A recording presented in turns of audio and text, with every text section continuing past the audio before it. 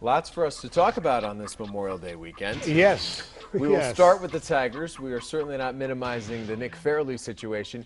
He's got plenty to say, trust me. But let's start off with the Tigers because at least a sweep of Minnesota has to make you feel a little better. Yeah, especially what happened earlier in the week with they played horrible against Cleveland, couldn't get a clutch hit whatsoever, get swept, get called out by somebody on the other team, Chris Perez. And by the way, about that, what he said might have been right, where his team doesn't have star players, the Tigers do, but the Indians are more of a team. My only question was, you're Chris Perez. What have you ever done? Remember, the same thing happened last year, so win something first, then complain. This is the same guy, by the way, who has called out his own fans in Cleveland. That's and true. I guess as long as you're getting saves in the ninth inning, you can say whatever you want. But come see me when you blow a few. Right. All right. The Tigers, good teams, and we hope the Tigers are a good team, are supposed to beat up on the bad teams. And they did that this weekend.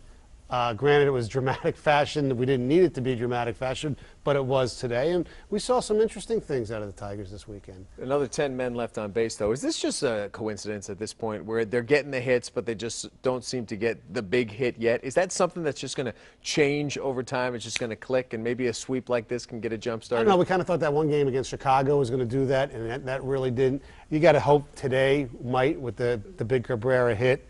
But the biggest thing I think about this whole week, besides the 3-3 record, was Quintin Berry. It's a nice start. I mean, he's been incredible. Now, the question is, what are you going to do with him when Austin Jackson comes back on Friday, if healthy? And to me, he's got to. I don't know what you do, but I would suggest either A, cutting one of these two players, Delman Young, one of these three players, Delman Young, Ryan Rayburn, or Don Kelly. And right now my vote would be Don Kelly because he has all singles he has this season. He's hitting like 164, I think, and he looks without getting into the whole bunting controversy and stuff, he goes and lays down a bunt today and pops that up. That's when you want your guys who really aren't good players. They're the ones who has to be able to bunt, and he's been really, really bad. Rayburn he got a hit, but I mean, he's Rayburn. He has no sense of snapping out of it. Delman Young started to get a little better. Then he hit into, 3 double plays on Saturday. So I would say if I had to vote for one, Donald Kelly, you're a versatile guy, but enjoy Toledo. So Nick Fairley gets pulled over going 100 miles an hour last night. I'm sure you got a few things to say about this. Yeah, let's get the obvious out of the way. Nick Fairley, you got busted a while ago for pot. You come up here, people are reading headlines saying how good he looks. This is the real Nick Fairley. And then you go and do this. Yes, Nick Fairley, stoned head. An early stone head. Yeah. Man, but seriously, Tom, what's that say about a guy who has the problem previously and then just basically snubs the Detroit Lion organization in the face by doing what he did? It's very troubling because in both instances he's shown absolutely zero judgment. Right. Number one, he got in trouble the first time the day after the Michael LaShore incident. Correct. And now he already knows he's on thin ice and he goes out and does this again. Here's the question. Who got the phone call? And let's say it's probably with Mayhew, I would think, or maybe I don't know who gets that phone call first. But can you imagine, because Jim Schwartz, I cannot imagine what went through his head when he got that phone call. He probably was just seething. Now this is a huge league issue. It's a huge, right.